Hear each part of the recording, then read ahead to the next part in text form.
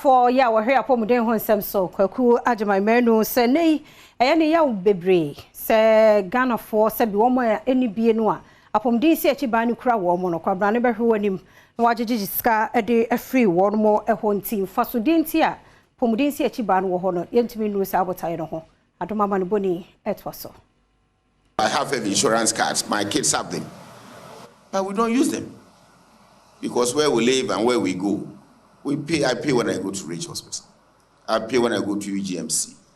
I don't even present my health insurance card. According to the health minister, some subscribers of the NHIS have lost confidence in the scheme, but assume the NHIS has collapsed.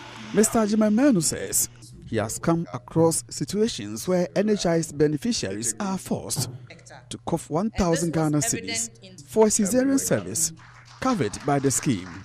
Some practices, he says, do not only affect the poor but also drive away people like him to turn to cash payment at some health facilities for care. In some instances, NHIS subscribers who are unable to pay the exorbitant bills charged by the service providers turn to their parliamentarians for help, a situation Mr. Ajimamenu described as unfortunate. From the end user point of view, it looks like health insurance is not working in our country at the moment.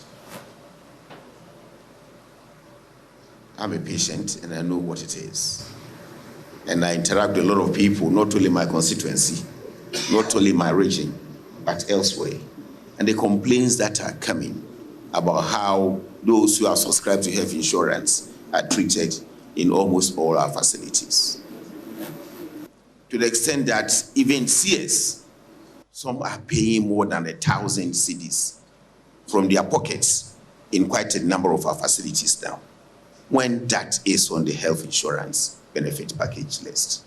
So why should I use that harsh word, extort from the poor patients? The health minister, who spoke at the Ghana Health Service Senior Managers Meeting for 2023, also spoke against the high cost of medical implants and other logistics. He called on the senior managers to find possible cheaper means of access to healthcare delivery while adopting mechanisms to support healthcare delivery.